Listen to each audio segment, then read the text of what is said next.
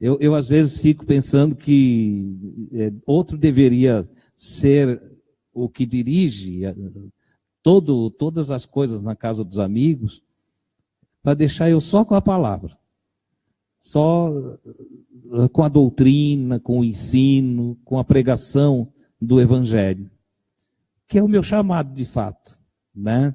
Hoje temos a casa e o grupo de irmãos porque é inevitável, né? À medida que a gente vai ensinando Evangelho, vai crescendo. E aí forma-se uma liturgia sem que a gente goste de liturgia. Mas se forma, mesmo na sua casa. Se você faz uma reunião de célula, acaba criando uma liturgia. Tem um começo, um meio e um fim. Não tem como escapar disso. Tem as coisas que tem que ser tratado, né? Então, não tem como fugir. Mas o que eu gosto mesmo é de me assentar ou me reunir com irmãos e falar a palavra do Senhor. Amém, queridos? Eu espero que todos vocês recebam a palavra que Jesus colocou no meu coração nessa noite.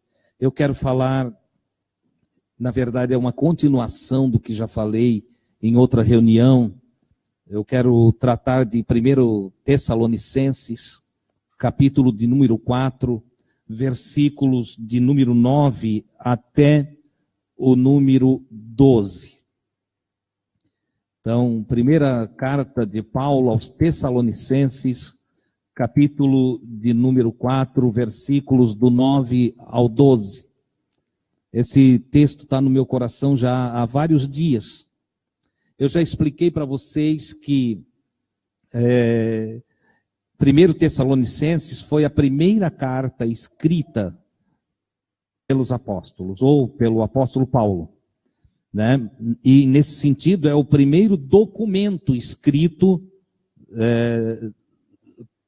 fluindo do meio apostólico.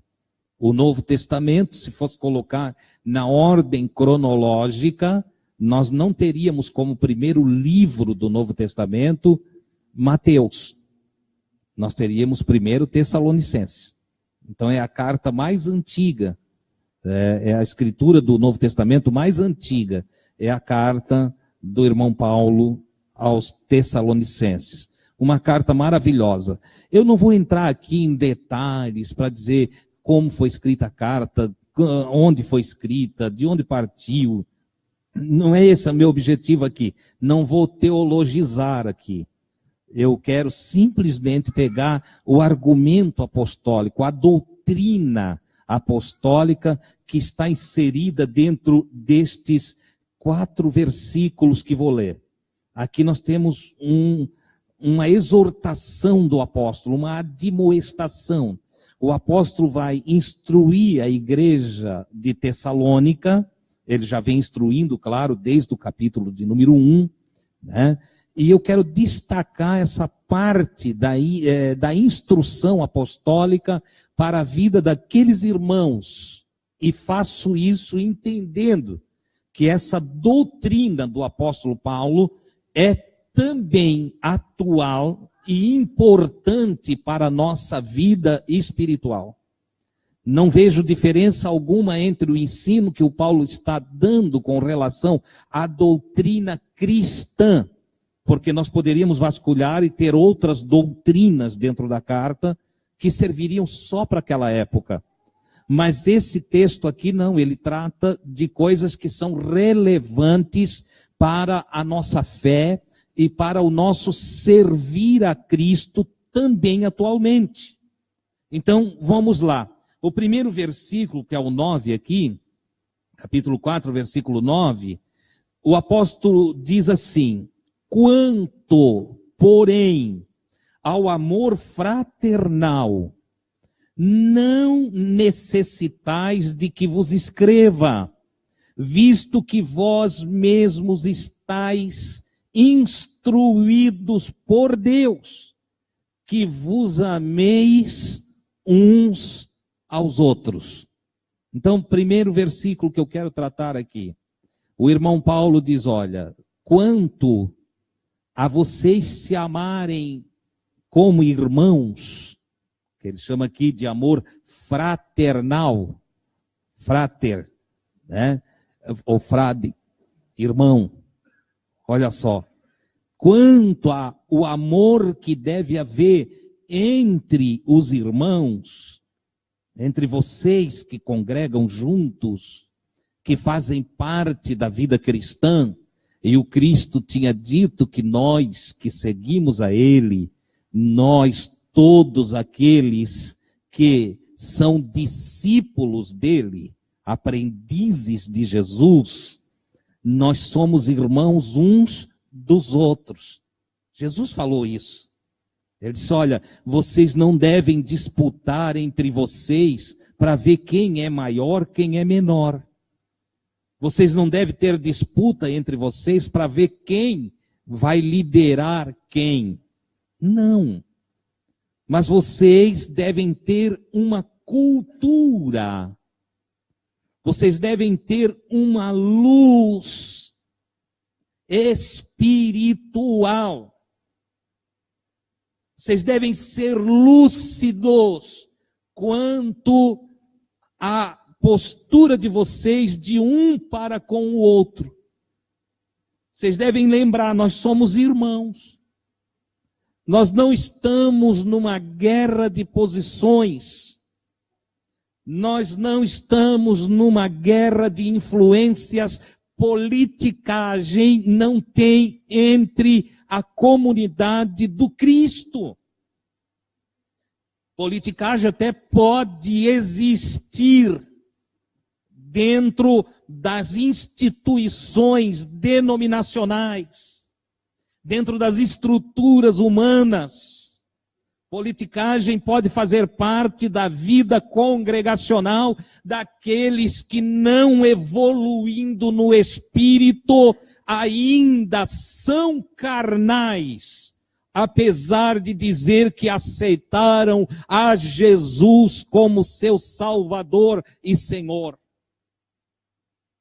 Todavia, entre os eleitos de Deus, os escolhidos do Senhor, e quando tratamos de escolhido, não é que ele fez acepção, mas os escolhidos são aqueles que aceitaram a proposta de obedecer Jesus.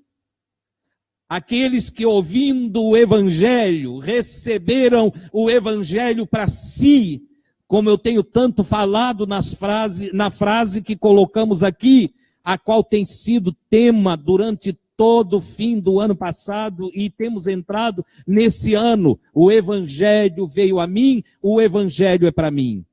Quem tem o Evangelho para si deve ter consciência, lucidez de que o amor fraternal, o amor entre irmãos, é algo que não precisa ser mais tratado, que não precisa ser mais escrito, que não precisa ser mais difundido.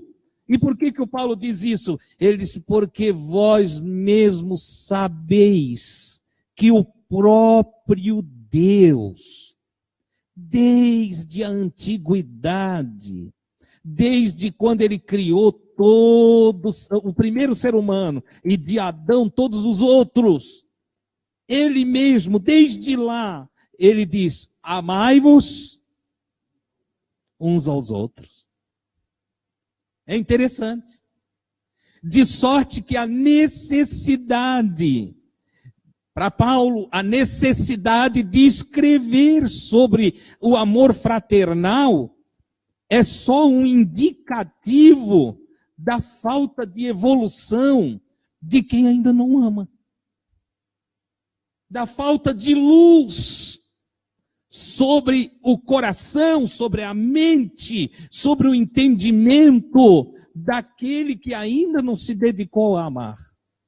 Não amar o irmão é estar em trevas. O apóstolo João, nas suas cartas, escreve exatamente isso. Ele diz, olha, nós sabemos que Deus é luz e que não há nele treva nenhuma. Depois o João pega e faz um comparativo, e ele diz que Deus é amor. De sorte que quando você pega a junção dos dois tratados de João, você vai descobrir que luz e amor é a mesma coisa, porque as duas coisas são Deus. Em um está luz e amor. De sorte que o João então diz assim: se alguém não ama o seu irmão, até agora permanece nas trevas. E é interessante, porque aqui não dá para apresentar desculpas. Mas eu não amo ele por isso, eu não amo ele por aquilo. Bom, eu tenho uma palavra para você nessa noite. Ou nós amamos, ou nós estamos na treva. E nós sabemos que ninguém está em treva, chega no reino de Deus, nosso Senhor. Só os filhos da luz, só os iluminados, só aqueles que saem da ignorância para a inteligência, para a lucidez. Só aqueles que caminham das trevas para a luz, aqueles que evoluem e saem do plano da escuridão para o plano da luz de Deus, que se encontra através de Jesus. Ele disse: aquele que me segue não vai mais andar em trevas, o que significa aquele que aprende comigo e obedece o que eu ensino, ele vai sair da escuridão, ele deixa as trevas. E aí o apóstolo Paulo diz que nesse sentido, ao obedecer Jesus, nós somos transportados do reino das trevas para o reino da maravilhosa luz de Deus. Oh, que coisa gloriosa! Então o irmão Paulo, ele diz: olha, eu não preciso discorrer muito, escrever muito para vocês quanto ao amor fraternal. Já é de consenso, vocês já sabem. Ele diz aos Tessalonicenses: vocês já sabem que a base de todo o evangelho é amar o próximo, é amar o irmão, é viver em comunhão com o irmão. Tem gente que, olha, eu até amo ele, mas não quero ver ele na minha frente. Então não ama. Tem outro que diz assim: olha, eu amo ele, mas eu não confio nele. Não ama. Tal pessoa, tal indivíduo ainda não evoluiu para saber o que é amar. Porque o Paulo, quando vai escrever, inspirado pelo Santo Espírito e dentro de toda a dimensão da luz, o Paulo diz que o amor tudo crê. O amor põe fé. O amor tem expectativas de que vai haver mudança. O amor tem a esperança de que Deus vai realizar um milagre. O amor acredita que o ruim fica bom.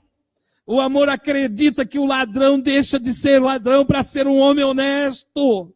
O amor leva a crer que a pior das pessoas pode ser transformada em uma pessoa maravilhosa. Oh, glória a Deus! E sabe por quê? Porque o amor tudo crê.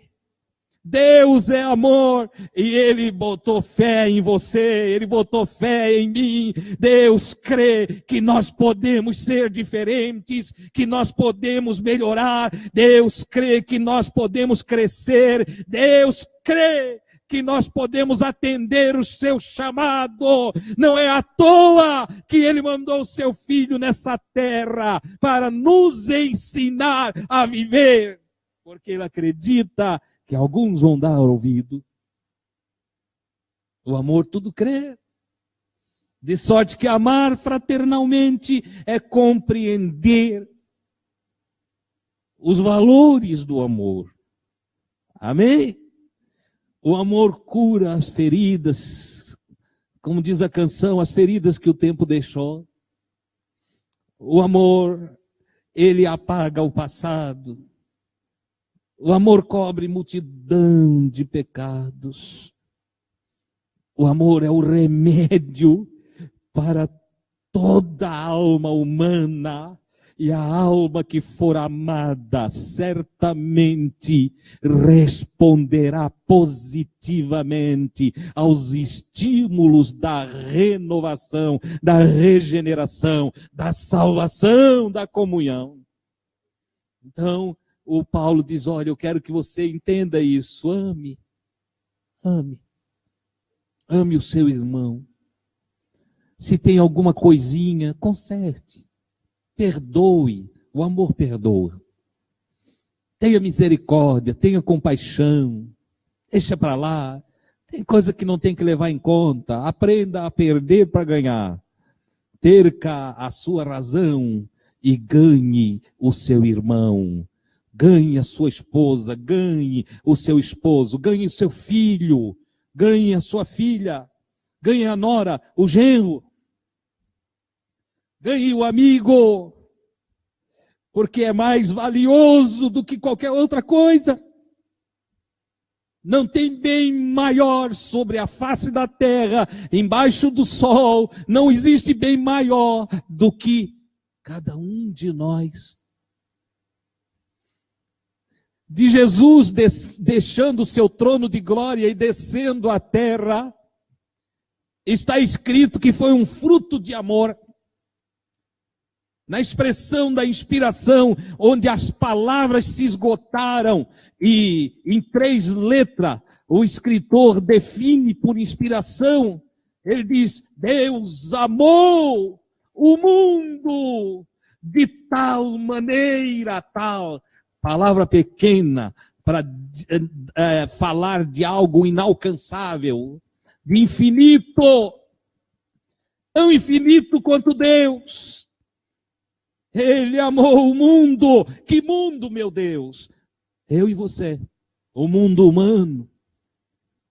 Numa lição que fiz para o discipulado, escrevi, olha, Deus gosta de gente. Deus gosta de gente. Você quer agradar a Deus? Ame as gentes que estão em volta de você. Ame o seu irmão. Glória a Deus. Às vezes as pessoas, o que eu vou dar para o Senhor? O que eu farei para agradar o Senhor? Será que eu tenho que jejuar mais? Será que tenho que contribuir mais à mentalidade evangélica da atualidade? Pensa que Deus quer dinheiro? Ele não está nem aí para dinheiro, Deus não precisa de um centavo de ninguém. Mas será que Deus, eu vou dar tanto para o Senhor? Não, querido. Você quer agradar a Deus? Você quer deixar Deus se torcendo ou pulando no trono da sua glória? Você quer ver Deus saltando de alegria? Você quer ver Deus chamando o querubim, serafim, anjo de tudo quanto é canto e fazendo ecoar a sua risada e a sua alegria por todo o universo, por todos os mundos e alcançar até você aqui? Ame o seu irmão. Porque todas as vezes que alguém ama o seu irmão, está agradando a Deus. Oh, glórias ao Senhor. Paulo continua na sua doutrina. Ele disse, porque também, versículo 10, porque também já assim o fazeis para com todos os irmãos que estão por toda a Macedônia. Os irmãos de Tessalônica, eles tinham uma fama boa. Se você ler o capítulo 1, 2 e 3, você vai ver que os irmãos de Tessalônica tinham uma fama muito boa. Eles tinham uma fama de servir a Deus certinho, com justiça, de ter uma fé viva e uma fama de ajudar as pessoas. Olha só que coisa legal. E aí o Paulo, ele diz, olha, também já assim fazeis para com todos os irmãos que estão em toda a Macedônia, exortando-vos, porém, Ou seja, ele diz, eu já sei que vocês amam todos os irmãos. Toda a região, todo o continente aí foi contagiado pelo vosso amor, pela vossa fé, pela vossa maneira de viver. Olha que coisa maravilhosa. Isso deve chamar a nossa atenção. Aonde nós estamos vivendo, irmãos? E aonde a gente mora? E onde trabalhamos? Nós deixamos esse rastro? Um rastro de fé. Olha, aquele irmão é interessante, ele é uma pessoa cheia de fé e de amor pelas pessoas, de compreensão, sem rigidez, sem preconceito, sem tradicionalismo bobo, porque alguns irmãos acham que servir a Deus é se tornar radicais dentro de uma tradição, e aí desprezam esse, desprezam aquele outro. Jesus não saiu desprezando ninguém. Jesus foi um judeu que se assentou para conversar com uma samaritana. Jesus foi um judeu que foi nas regiões de Tiro e Sidom para ajudar uma Ciro-fenícia. Jesus foi um judeu que sem radicalismo nenhum estendeu sua autoridade para libertar um gadareno. Olha só. Jesus não tinha preconceito. Jesus não tinha uma placa dizendo, olha, eu sou judeu. Só se aproximem de mim os judeus. Não, ele não dizia, eu sou amigo de Jesus. Quem não é amigo de Jesus fica para lá. Não, salvos são os amigos de Jesus. Os assembleanos estão perdidos, os católicos estão... Não. Eu só estou aqui nessa terra porque há um plano de Deus para, através de mim, Jesus clarear. Há um plano da parte de Deus para que, através da minha vida, outras vidas sejam tocadas. Deus quer nos usar. Estamos aqui como sal, como tempero da terra, como luz no mundo. E para tal é necessário que brilhe a nossa luz, e a nossa luz brilha através do amor, da compreensão, da bondade, da mansidão, da vida pacificada e da vida de pacificador. Deus não nos deixou aqui para nós ficarmos discutindo religião. Religião não serve para nada. Religião, no termo em que nós conhecemos, é óbvio que quando nós vamos lá nas origens da palavra, e dentro de quando a palavra surgiu em sua essência, do latim religare, estava falando de algo maravilhoso, que é a nossa religação com Deus, nós que estávamos desligados, sem luz no mundo, de repente é conectado com os céus e é iluminado aqui na terra. Aí sim, religare é importante, mas religião, no termo que nós conhecemos, que traz a sua divisão e que faz irmãos disputar doutrinas, dogmas, liturgias e placas, não vale de nada. Não vale de nada. E tem um detalhe, se você almeja um dia conhecer a plenitude do reino do nosso Deus, comece a treinar sua mente para você fazer parte de um todo, para você não ter divisão. Comece a treinar sua mente para compreender e enxergar como irmãos aqueles que estão mais distantes de ti agora. Comece a enxergar os irmãos dentro de todas as áreas. E aquele que ainda está lá sem luz, comece a orar por ele, dizer, ilumina o Senhor, porque eu quero chamá-lo de irmão. Eu quero abraçá-lo como irmão. Eu quero me alegrar no sucesso dele, na evolução dele, mesmo que ele nunca congregue comigo. Eu tenho atendido pessoas em todos os lugares que têm ido para a diversidade dos encontros denominacionais. E é interessante que quando eles querem fazer confissões, eles não falam com os pastores deles. Eles me procuram. Outro dia a Gui até perguntou de um que telefonou para mim, disse, por que ele não conversa lá com o pastor dele, né? Eu disse, ele encontrou confiança em mim. E eu hei de honrá-lo por todos os meus dias. Eu tenho um pacto com Jesus, eu hei de honrá-lo. Se me chamar 100 vezes, eu vou 100 vezes. Não deixarei de atender. E ele então se alimenta. Muitos se alimentam do que temos, mas congregam em outro lugar. E que coisa maravilhosa. Pois a igreja de Jesus não é só essa aqui. Essa. A igreja de Jesus está espalhada na terra inteira, dentro das diversas denominações. Junto dela acompanha os que não estão compromissados com o Senhor, mas tem lá os que estão compromissados com o Senhor. Então, nunca se enrijeça no seu amor, achando que só quem faz do jeito que você quer, ou quem vê a vida do jeito que você vê, é que está bem. Não. Tem pessoas que vê completamente diferente de mim, mas está servindo a Jesus de todo o coração.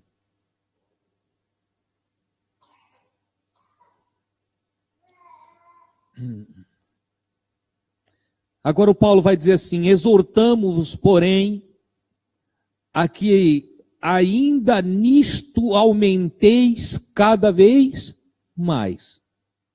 Então Paulo diz, o amor de vocês já tem um testemunho legal. Por toda a Macedônia o amor de vocês foi divulgado, é mencionado. Mas eu quero exortar vocês, exortar é admoestar, aconselhar amorosamente, em que vocês ainda abundem mais nesse negócio. Não se dê por pleno dentro do amor, mas desenvolvam-se para amar cada vez mais. Não é maravilhoso isso? Entendeu? Não, eu já cheguei no teto do amor. Não. O amor é tamanho de Deus, é ilimitado. E o melhor que nós podemos fazer é mergulhar, e nesse sentido, então, ser batizados no amor. Nós precisamos ser batizados no amor. Você ouviu muito de batismo com o Espírito Santo e com fogo, né? E não faz nenhuma noção do que isso venha a ser de verdade. Concorda comigo? Porque qual é o que vem? Batismo no Espírito Santo com fogo é falar línguas estranhas. Não é isso que vem? Estou certo ou estou errado? Não é isso não. Entendeu? Batismo no Espírito Santo e com fogo é eu ser mergulhado em Deus de tal maneira que passe pelas provações vencendo. O fogo aqui é o fogo da provação. É o fogo dos testes que Pedro escreve. Eu não vou entrar em detalhes agora, mas só para você guardar aí com você. O Pedro fala de uma fé provada como ouro no fogo. O batismo aí, o mergulho, é o mergulho nas provações que testam a minha fé para ver se o meu amor é valioso ou não. Porque tem gente que pensa que ama e não ama. Quer ver?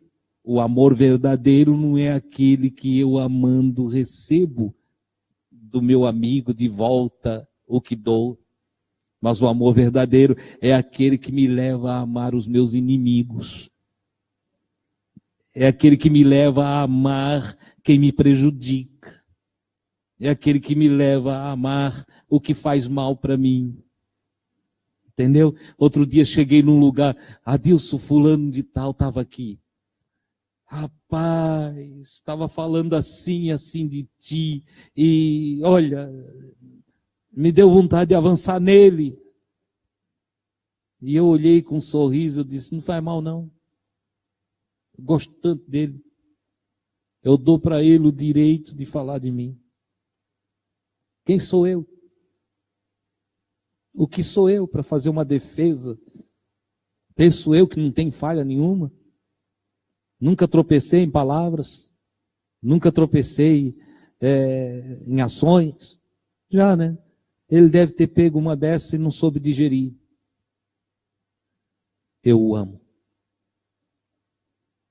Eu hei de abençoá-lo para sempre. Glória a Deus. Porque também na luz de Cristo eu sei os resultados de quem sabe filtrar e amar, mesmo quando o outro não está sabendo amar. Eu tenho resultados quando amo da forma que o Senhor quer.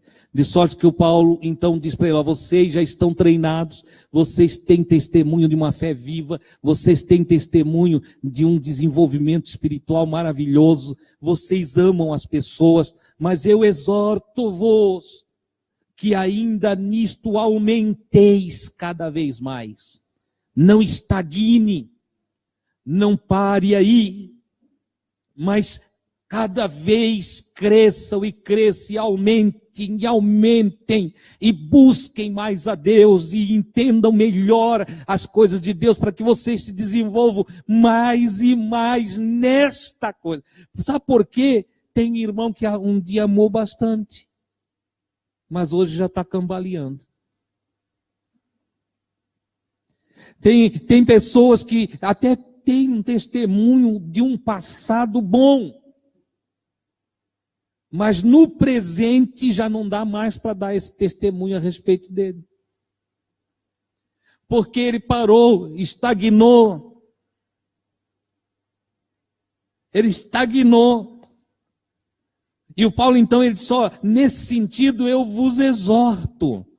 Eu admoesto vocês, aumentem isso. Tem mais. Dentro de todo o campo do que já sabemos, e dentro de todo o campo do que se trata de amor, há mais para ter em nós. Nós podemos crescer. A vida espiritual é como o próprio cosmos. Ela está em expansão. E todas as vezes que eu não estou em expansão, eu já fiquei para trás, Ian. No universo, tudo que não está expandindo já estagnou. Não é nem que ele recuou, não. Não é, se eu não tenho evolução, não é que eu involuí. Não. É que eu estagnei. Estagnar já é ficar para trás. Porque a vida continua, amigo. Enquanto alguém para pensar o que vai fazer, o outro já foi. Já está fazendo, já está colhendo. Enquanto alguém pensa o que vai plantar, o outro já está lá regando o que plantou. E daqui a pouco já vai estar colhendo o que plantou. De sorte que nós precisamos entender que na vida espiritual, a vida dentro do plano de Deus é uma vida de constante crescimento. Por isso a Escritura diz: cresçamos e prossigamos em conhecer, ou conheçamos e prossigamos em conhecer o Senhor.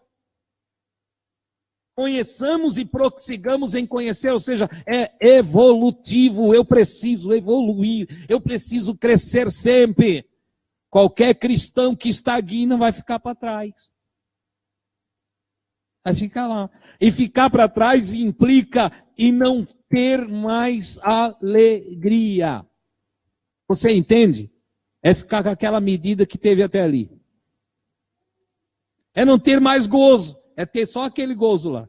Tem gente que recebeu Jesus como Salvador na sua alma e foi um dia maravilhoso. Tem gente que canta o dia que aceitou Jesus. É a expressão, eu estou usando as expressões que os irmãos usam, porque aceitar Jesus é piada, né?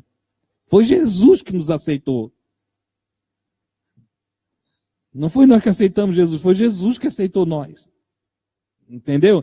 Mas a expressão para os irmãos entender, no dia que você ingressou no seguir Jesus e foi aceito como discípulo de Jesus, tem gente que canta desse dia.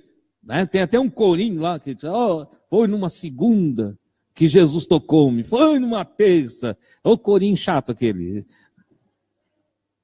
É um corinho chato porque a gente fica cantando até dar o domingo e levanta todo mundo, senta todo mundo. É chato. Entende? Mas a grande verdade é que há uma alegria no dia do encontro com Cristo. A outra alegria nas descobertas das Escrituras e nos feitos do perdão, da misericórdia, da graça de Deus nos inundando, e vai tendo. E se eu paro em qualquer estágio, eu perco as outras alegrias, as outras medidas de gozo que Deus tem para mim. Então é por isso que o Paulo está exortando os irmãos de Tessalônica e diz, olha, não estagne. Na expressão dele, olha, exorto-vos, porém, que ainda nisto aumenteis cada vez mais, cresçam mais, amem mais, façam mais, abracem mais, tratem melhor cada dia mais, perdoem mais, relevem mais, tenham mais serenidade, mais paz, mais pacificação, sejam cada vez mais isso que vocês são agora. É daqui para lá, vai expandindo, vai crescendo, desenvolva o teu próprio universo, expanda a tua mente, cresça. Oh, aleluia! Esse é o que o Paulo está dizendo. Ai, irmão, eu até tinha uma alegria, tem irmão que fala comigo, no passado eu buscava Deus, eu orava muito, eu disse, estagnou.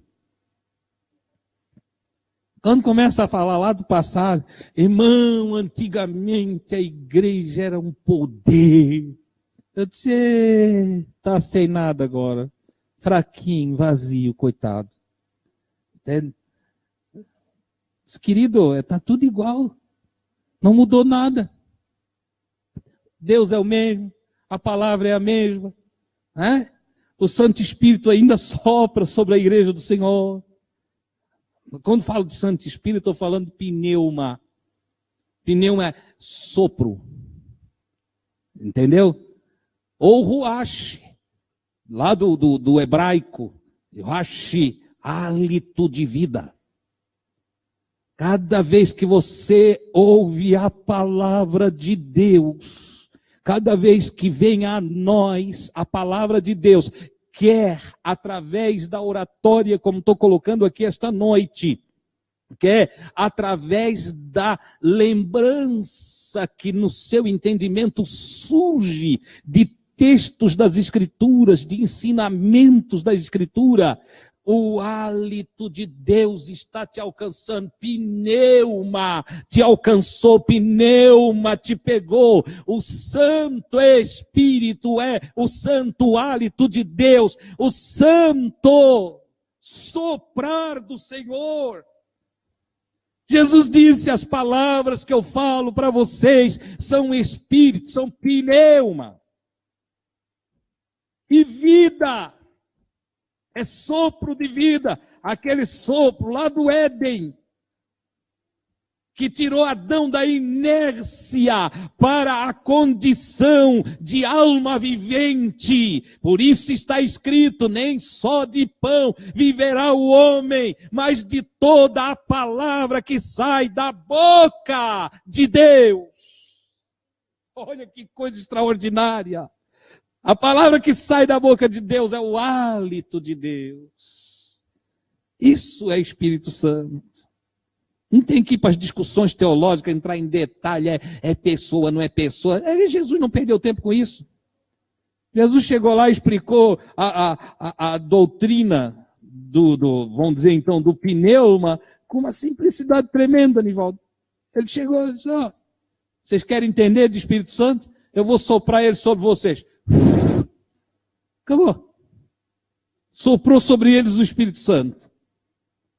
E ele disse, e o que eu falo para vocês é Espírito. Porque está saindo dos lábios de Jesus a palavra da vida, a palavra de poder, a palavra do Evangelho que nos salva, que nos limpa, que nos purifica, a palavra que nos transforma, a palavra gloriosa de Deus. Então não venha me dizer que antigamente era melhor. Não, antigamente a gente se iludia, porque achava que pular, gritar e falar em outras línguas era o Espírito Santo. E aí como é que ficou Jesus que não falou línguas? Só falou o aramaico e pronto. Então ele não era cheio do Espírito Santo? E o João Batista, que dos nascidos de mulher foi o maior segundo a avaliação do próprio Cristo, nunca falou línguas estranhas. Estava vazio? Não. Não, ele estava cheio. João, no hebraico, cheio de ruach. Oh, glória a Deus, Jesus também cheio de ruach. Cheio, transbordando. Sobre ele repousou 7 vezes ruach. Repousou sobre ele 7 sopros. Diz que gato que tem 7 vidas, Jesus tem 7 vidas. Jesus tem 7 vidas. Jesus foi morto, desceu nas regiões mais baixas, em camadas inferiores, dentro de todas as culturas possíveis, que desde o antigo Egito, onde o inferno estava, ou as regiões dos mortos, o Seol, estava em camadas de 4, e Dante vai desenhar em camadas de 6 ou 7, entendeu? Ora, dentro de todas as dimensões infernais, Jesus foi lá, ele tinha 7 espíritos, em 7 impulsões de Deus, do Espírito, dos ventos do Senhor. Ele ergueu-se da sepultura e ressurgiu dentre os mortos o nosso Senhor Jesus. Aleluia! E vive para todo sempre. Oh, glória a Deus! Então, amados, não sejam iludidos, mas entendam a palavra. A igreja continua poderosa porque ela anda no impulso do Espírito Santo. Oh, glória a Deus! A igreja vive envolvida pelo hálito santo de Deus. As santas e benditas palavras de Deus não têm cessado de nos envolver, de nos instruir, de nos promover, de nos incentivar, de nos limpar, de nos iluminar, de nos corrigir, de nos redarguir. As palavras do Senhor têm vindo a nós constantemente. Então, se você, se eu, se nós dermos ouvido a essas palavras, a graça, a glória do Senhor está sobre a nossa vida e ninguém poderá destruir-nos. Mas ninguém, que eu digo, em criaturas de outras dimensões. Claro que o irmão não vai me destruir. Mas também, como diz Paulo, nem o presente, nem o porvir me dará fim. Nem hoje, nem o amanhã eu desaparecerei. Eu continuarei existindo em Deus. Aleluia! Nem a vida vai me consumir, nem a morte vai me extinguir, mas pelo poder da palavra de Deus em mim, eu viverei eternamente. Como Jesus disse, aquele que crê em mim, ainda que esteja morto, viverá. E o que vive e crê em mim, nunca morrerá. Eternizou-se. É isso que o Espírito Santo faz na nossa vida. Não é glorioso? É maravilhoso. Vamos adiante. É tão gostoso que eu me perco aqui, fico parado no texto. Entendeu? Coisa boa a palavra do Senhor.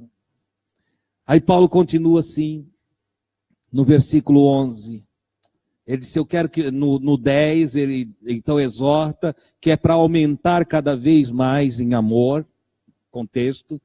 E no 11 ele diz, se procureis viver quietos. Olha que palavra interessante aqui. E procureis viver quietos. E tratar dos vossos próprios negócios. E trabalhar com vossas próprias mãos, como já vou-lo tenho mandado. Quando ele lá evangelizou, ele já tinha ensinado, e agora ele envia uma carta aos irmãos que ele tinha evangelizado. E aí então ele coloca a coisa, olha, vocês aumentem cada vez mais em amor e procurem, não estagne, mas procurem, busquem. E Jesus disse que quem busca, acha. Tem irmão que diz assim, eu não sei o que está acontecendo, irmão Adilson, eu não consigo. Tu não está buscando. Porque quem busca, acha. O cara não faz nada e quer que caia do céu. Porque tem uma turma de misticista que querem que tudo caia do céu, né? Estou orando, irmão, para cair feijão na minha mesa. Vai trabalhar, malandro. Estou numa campanha, irmão Adilson. Estou numa campanha de 7 dias, irmão Adilson. Fiz até um propósito que de tudo que eu ganhar eu vou dar 10%. Fiz um propósito, irmão Adilson, vou dar 10% de tudo que eu ganhar. Estou orando para o Senhor mandar assim um milionário aqui em casa e repartir, como Zaqueu fez, os milhões dele comigo. Fica aí esperando, vai morrer da fome. Tem gente que pensa que evangelho é brincadeira. Malandrinho, quer ficar com tudo de mão beijada. Entendeu? Eles querem um Deus que eles podem manipular, é o Deus da prosperidade, o Deus da igreja, da graça desgraçada, que ensina as pessoas a depender de Deus, aquilo que é seu dever fazer. Amigo, planta, colhe, trabalha, ganha salário. Administra o salário que ganha e consegue guardar dinheirinho. Guarda dinheirinho e constrói as coisinhas que você quer. Entendeu? Construir o que você quer pode fazer para você e até para alugar. Ah, irmão Silvio, tem um exemplo aí. E depois aluga. E você pode formar uma aposentadoria a partir de você mesmo. Entendeu? Ah, não, irmão, mas eu estou orando. Fica orando aí, fica.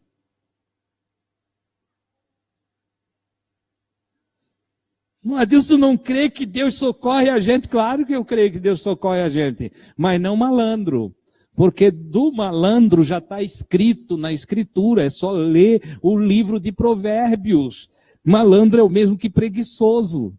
E preguiçoso, a Bíblia dá a escola para ele, disse, vai ter com a formiga preguiçoso.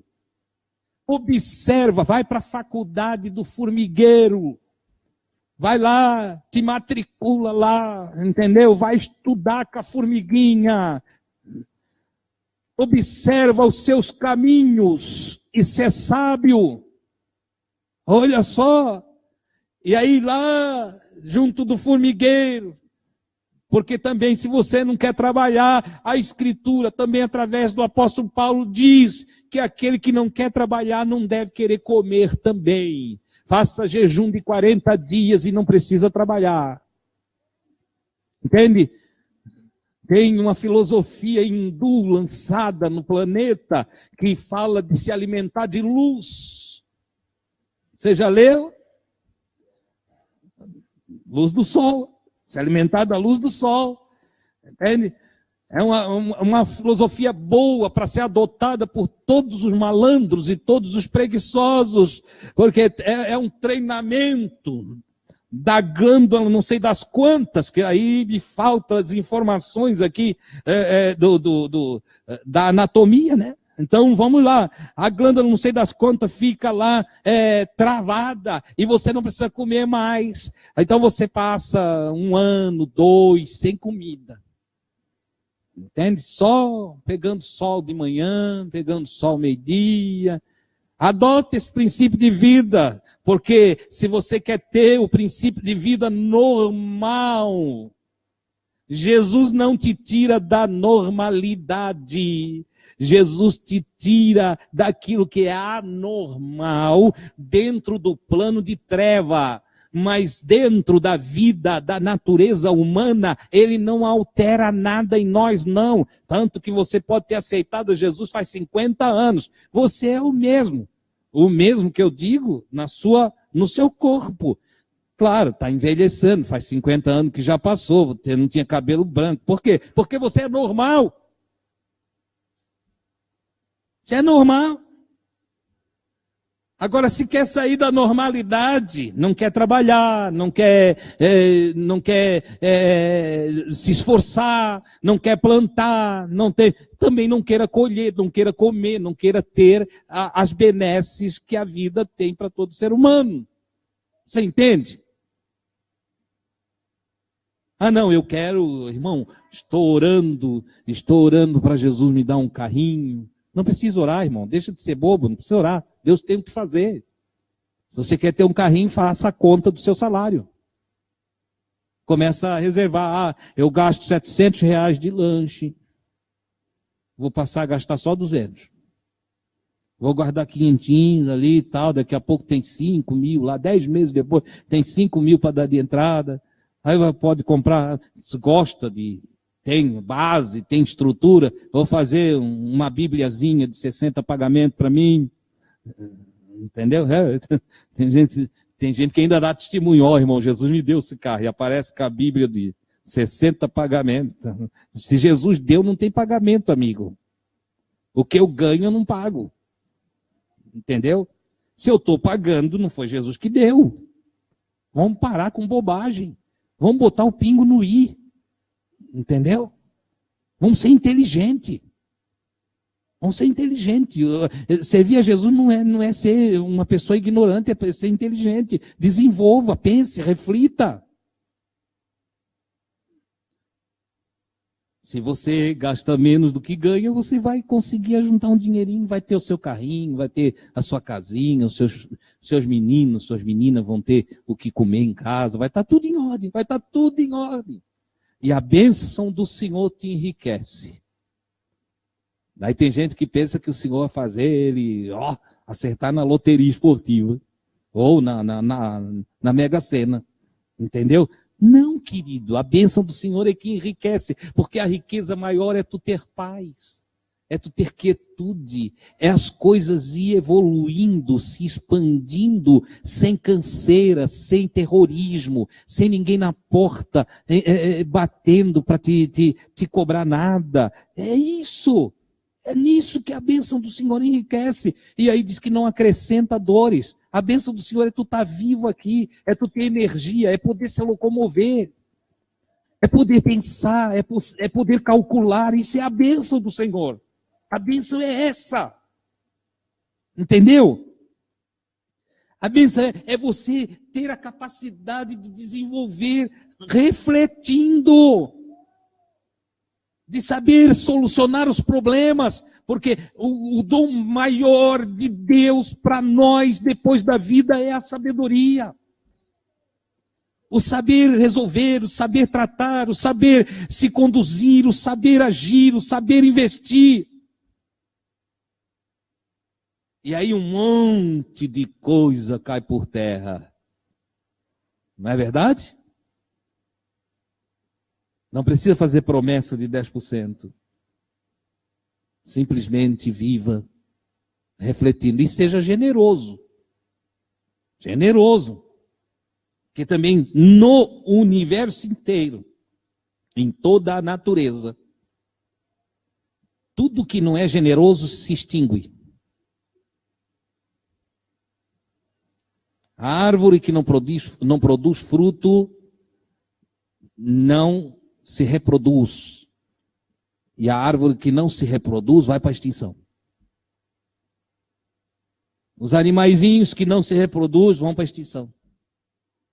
E se você for observar tudo na natureza que não é generoso, vai se extinguindo, vai se acabando. Seja generoso. Agora, claro, ajude quem não é malandro. Porque o irmão Paulo está dizendo, primeiro, procure ter uma vida sossegada.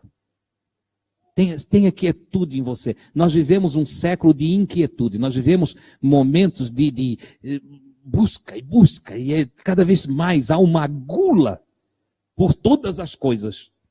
Não é uma gula de alimento simplesmente, é uma gula por todas as coisas. Gula de informação, gula de fotografia, gula de celular, gula de computador, gula de livros, gula de conhecimento, gula de tudo. E essa gula, ela tem trazido inquietude para o ser humano. Não é à toa que as doenças psíquicas se desenvolveram em uma escala tremenda. Aumentaram. Porque não há sossego no ser humano. E Jesus veio nos chamar e nos orientar para termos sossego. Então a doutrina apostólica, que é a doutrina de Jesus, diz: procurai viver quietos, mas busque isso. Quem busca, acha. Tenha quietude em você. O profeta Isaías, eu anotei aqui, antes quando cheguei aqui, o profeta Isaías, no capítulo 32, versículo 17, ele diz que o efeito da justiça, o resultado da justiça, é paz e repouso para sempre. Leiam para mim ali. Alguém lê?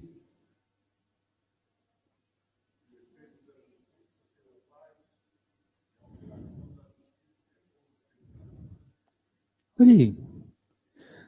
Um justo é alguém sossegado. O justo é sossegado. Olha a quietude de Jesus, olha o sossego de Jesus. Jesus, até não lê a história de Jesus, tu percebe.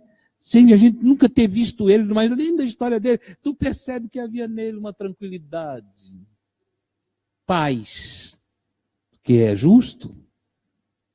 Então Paulo diz, olha, procurai viver quietos, e uma da formas de viver quieto é ser justo. E como tal, o justo não se intromete em negócios alheios. Cuide da sua própria vida. Cuide de você. Meu Deus, tem gente que tem uma vida toda perturbada e quer cuidar do outro. Eu já vi casais querendo cuidar do grupo de casais da congregação. E eles estavam para se separar. É loucura, irmão. Entende? O sujeito está mais doido do que aquele que fumou um breu. É verdade. Entendeu?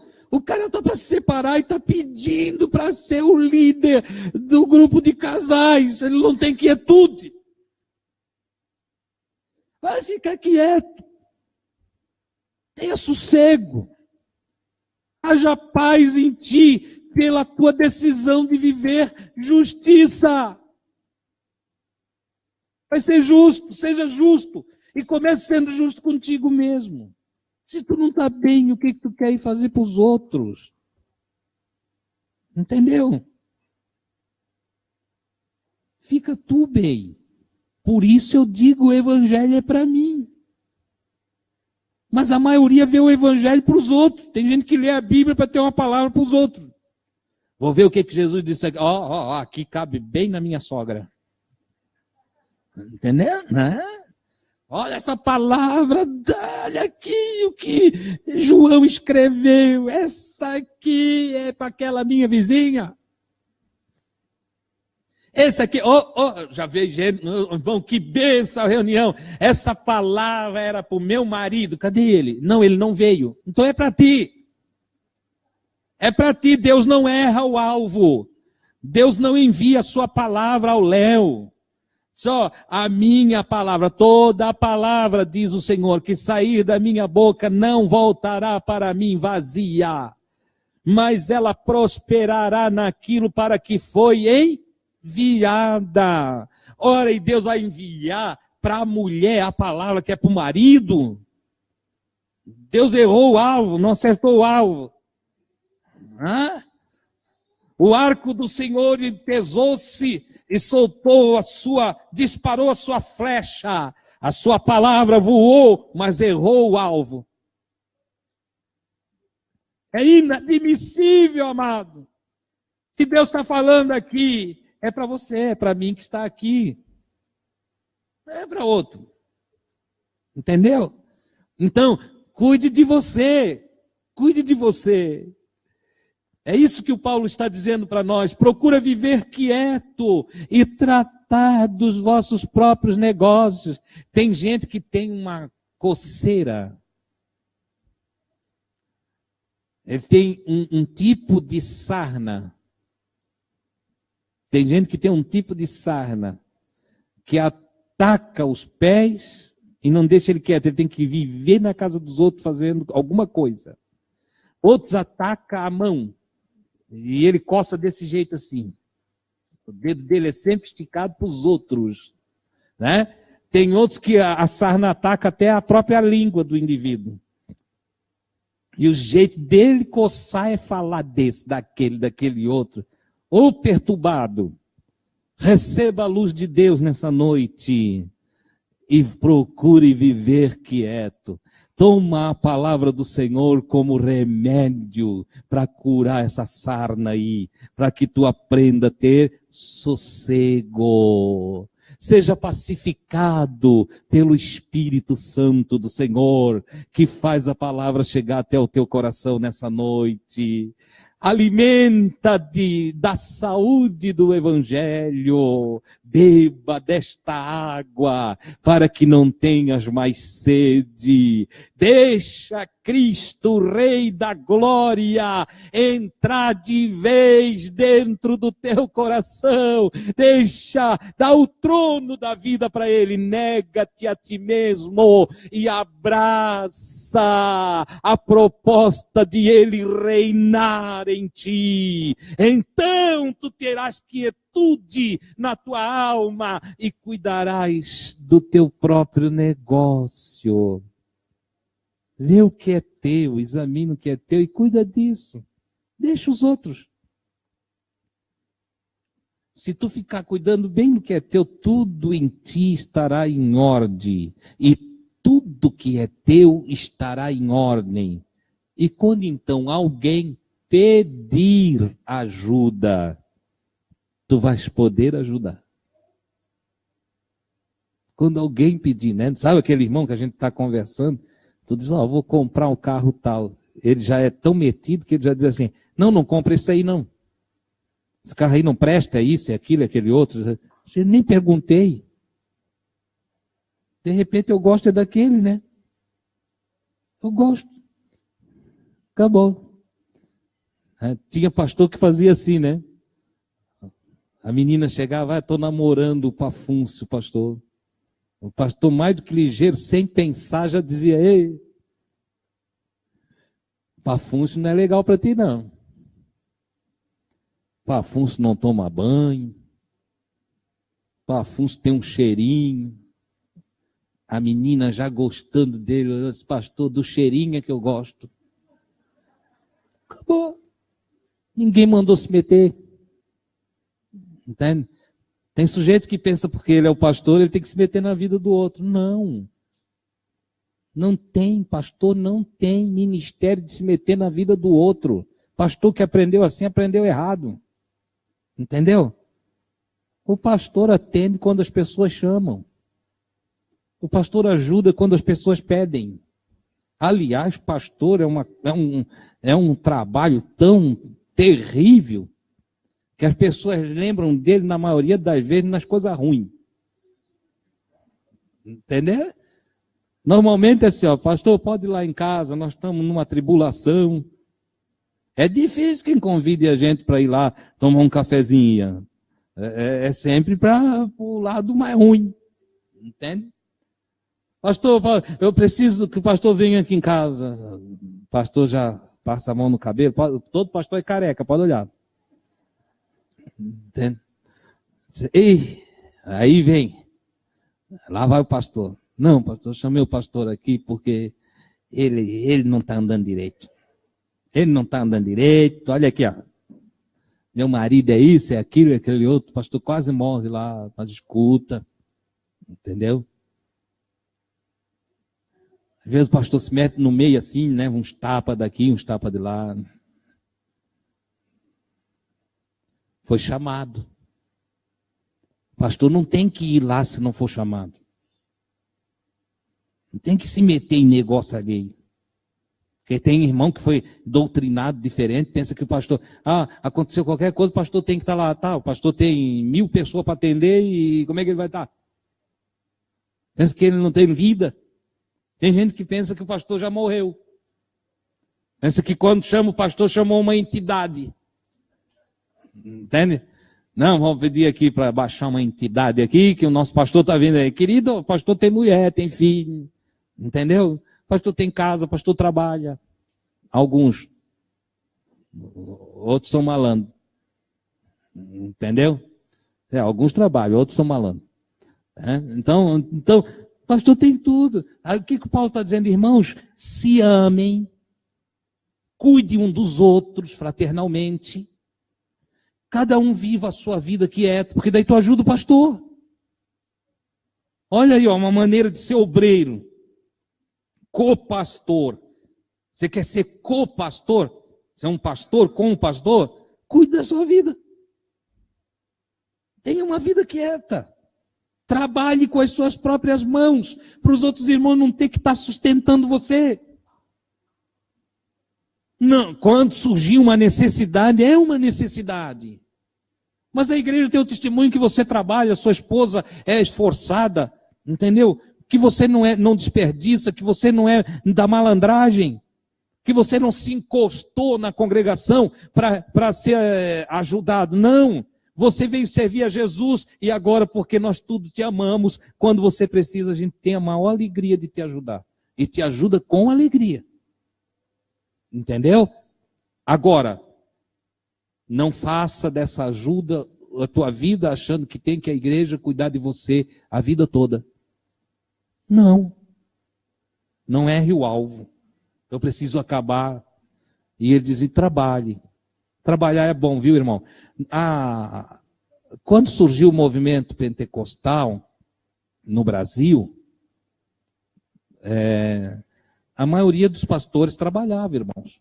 Até os fundadores da Assembleia de Deus, Daniel Berg e Gunnar Wing, o Gunnar Wing trabalhava, ou o Daniel Berg trabalhava para o Gunnar Wing estudar a língua brasileira, portuguesa, e eles faziam, então, um ajudava o outro para não ser pesado aos irmãos brasileiros. Tá? Eles eram suecos e não queriam ser pesados aos irmãos brasileiros. De sorte que a cultura de o pastor não trabalhar, ela é moderna. Ela tem poucos anos de existência. Porque na lógica, o apóstolo Paulo trabalhava. O apóstolo Paulo trabalhava. Ele construía tendas. Trabalhava de dia e pregava o evangelho à noite. E ele escreve muito sobre isso. Ele disse, eu trabalhei com as minhas mãos para não ser pesado aos irmãos. Entendeu? Ele não queria ser pesado aos irmãos, não queria ficar dependendo dos irmãos. Então, imagina, irmão, se um obreiro dentro do processo ministerial trabalha para se sustentar, ainda que a Escritura diz que aquele que serve aos irmãos os bens espirituais, deve ter dos irmãos os bens materiais. Entendeu? Por exemplo, eu não sou um sujeito que tenha formalidade, vocês me conhecem. Eu gosto de camiseta, gosto de calça jeans, para mim a roupa quanto mais simples, melhor.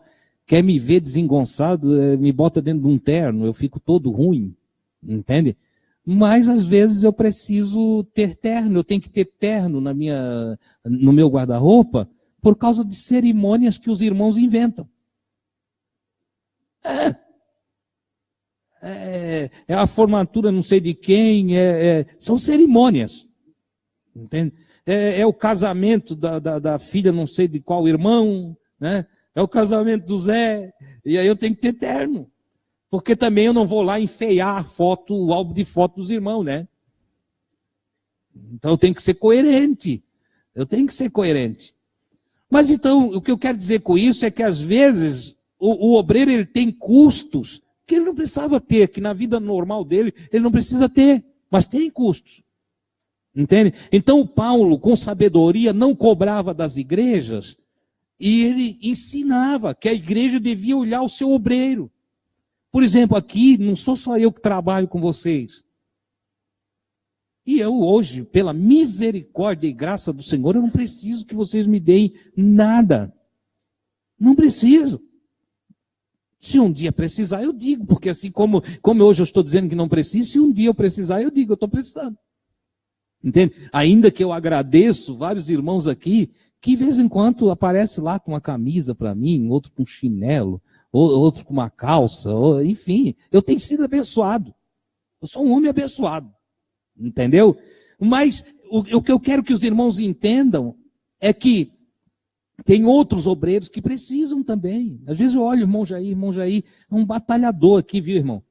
O irmão Jair, dentro desta casa e dentro desta congregação, ele tem, talvez ele trabalhou mais do que eu. É provável que ele tenha trabalhado mais do que eu, só que ele não é tão visto quanto eu.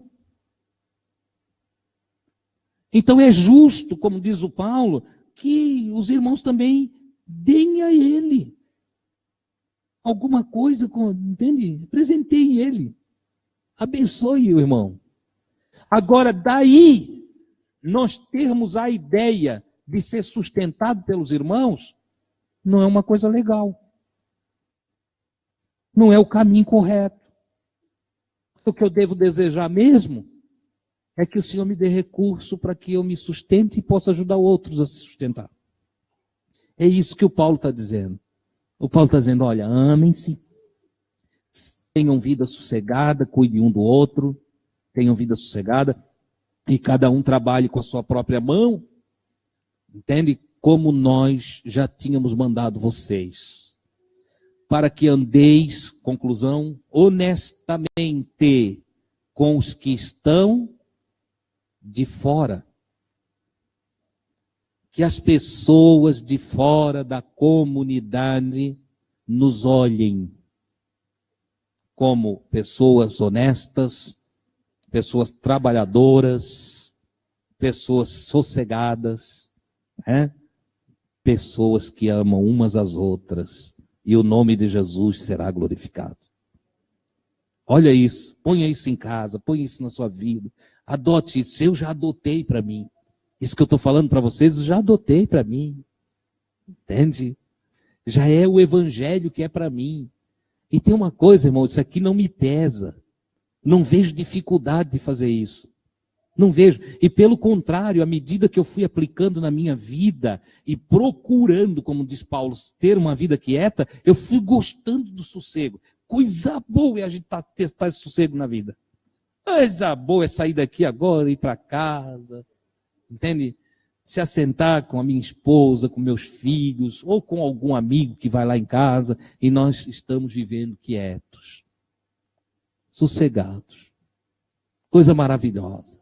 Coisa boa, se o Senhor nos der o amanhã, nós poder levantar, tomar um cafezinho, olhar para a esposa, né? A esposa para o esposo, vamos trabalhar.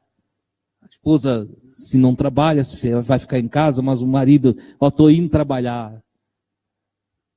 Cada um tem um jeito de tratar a sua esposa, né? Um chama de nega, o outro chama de querida, outro chama de benzinho, outro chama de velhinha, entendeu? Tem irmão, sou velha, estou indo, tá? Meu pai chamava a minha mãe assim.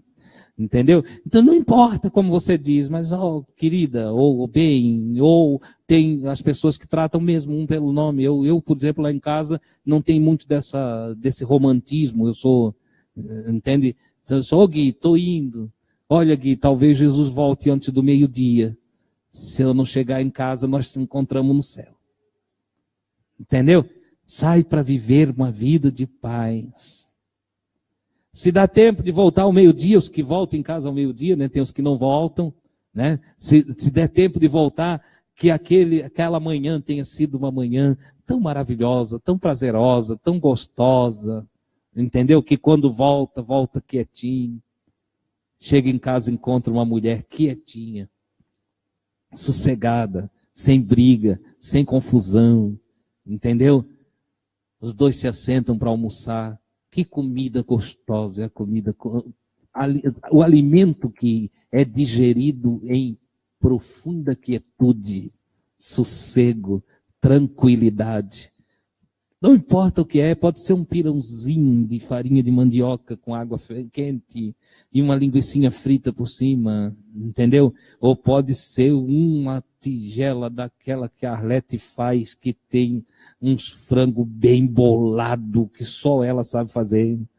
Que judia da gente, porque o tempero é tão gostoso que a gente fica olhando e quer repetir. E ainda vai embora com vergonha, porque se deixar, repete 5 vezes. Então é assim, Arlete, né? Sossego em casa, sossego, entende?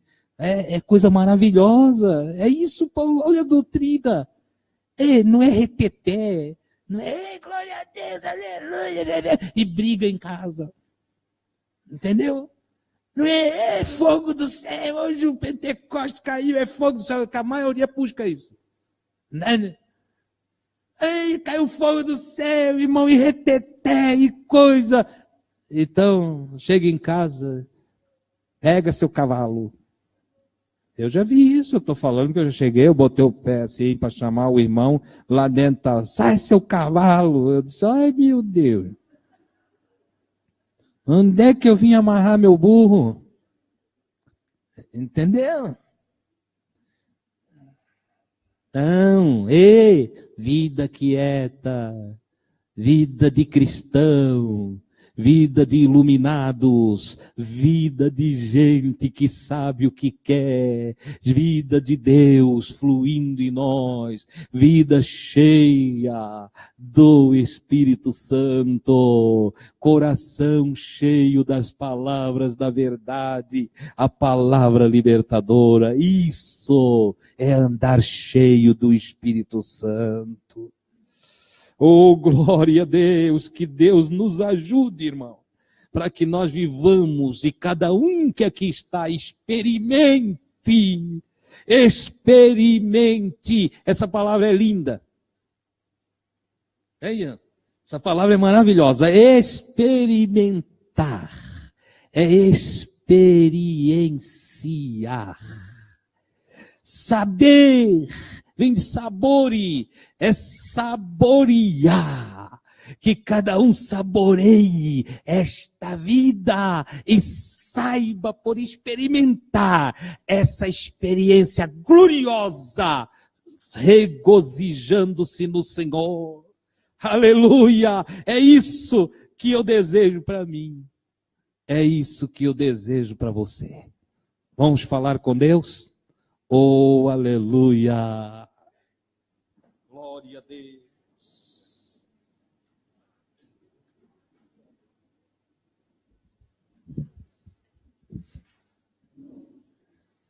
Bendito é o Senhor. Eu não sei o que você mais precisa.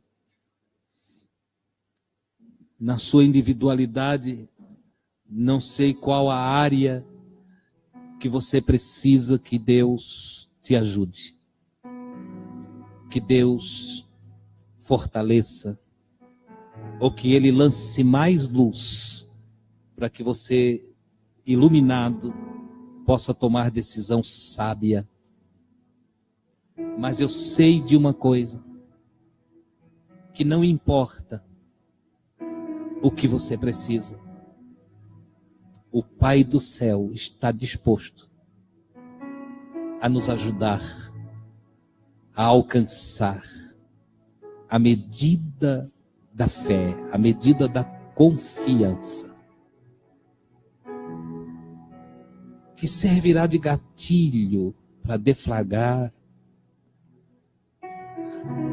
essa bênção, essa graça em nós. Que servirá de força, de energia,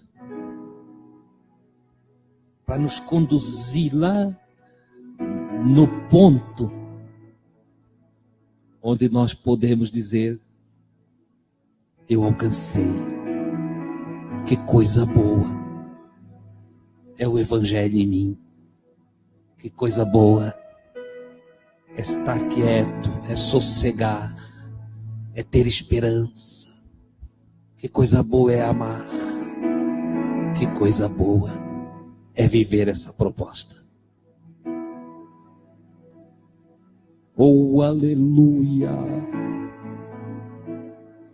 Mais do que o nosso desejo,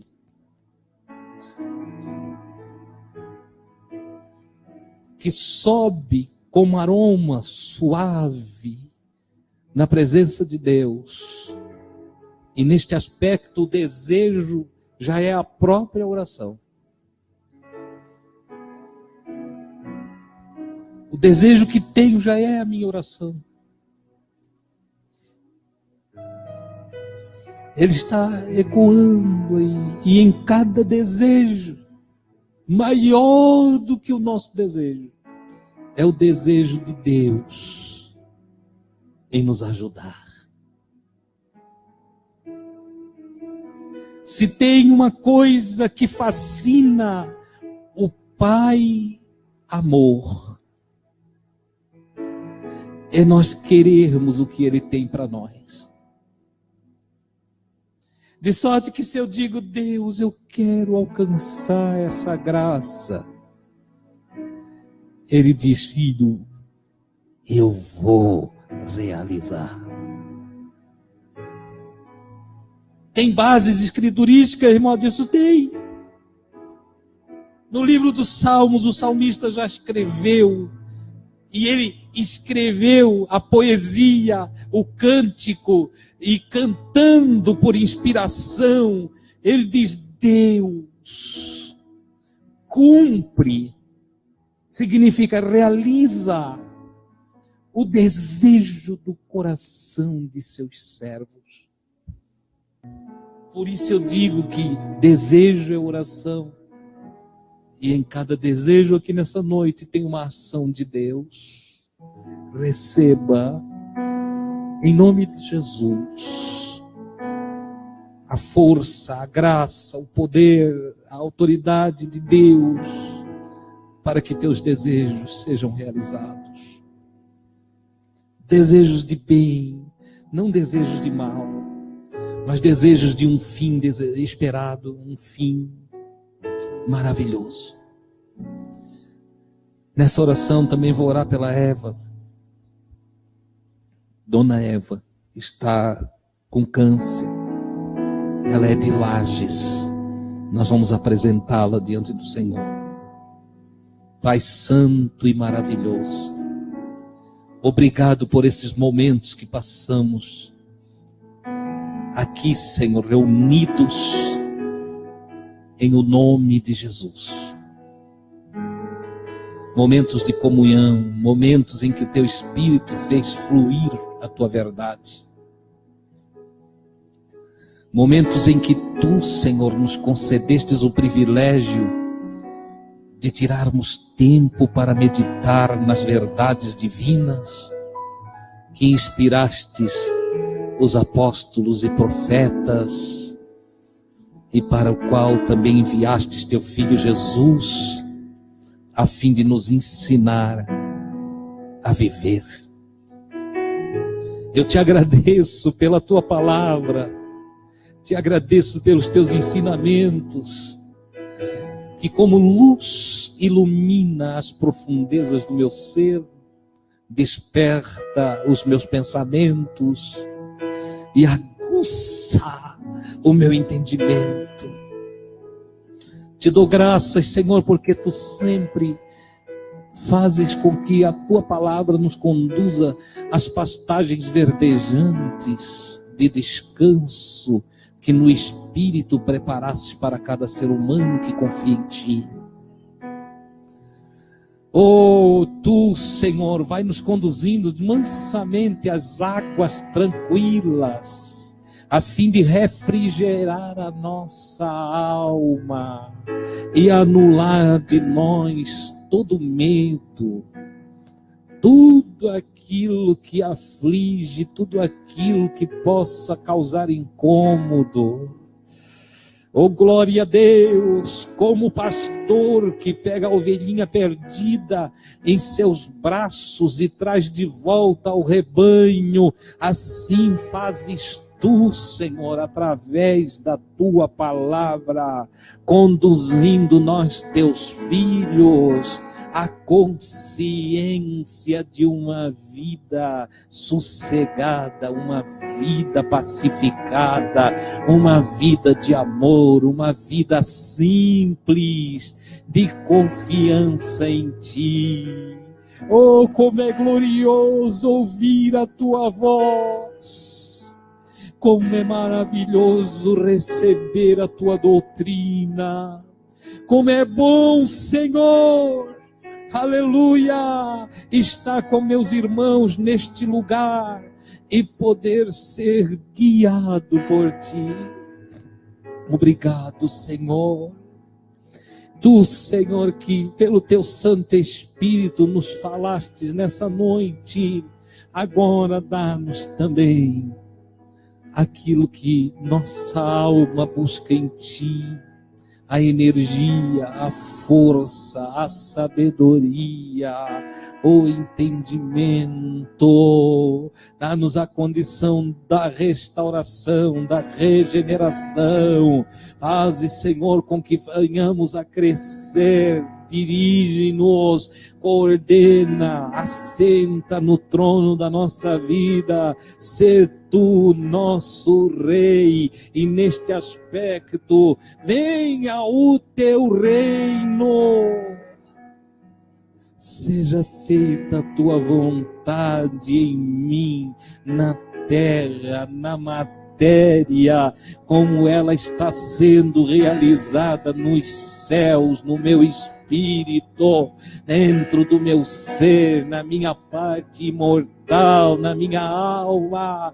Oh Deus santo e maravilhoso, que a luz ilumine a todos nós de tal maneira que juntos possamos nos regozijar e louvores ecoem voluntariamente das profundezas do coração de cada um, das entranhas de cada irmão, de cada irmã, não por instigação, não por pedidos, mas por causa das respostas, Senhor, que Tu, atendendo os desejos, trouxesses a nós a Tua bênção.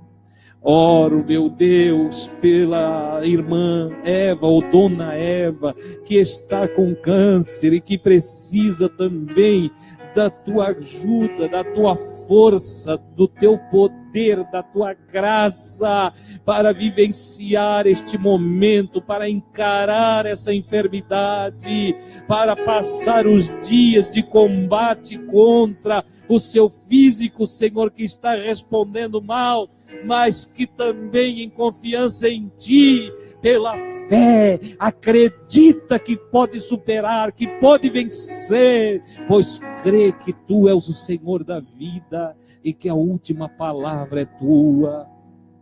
Eu oro a Ti, no nome maravilhoso de Jesus. Oh, glória a Deus.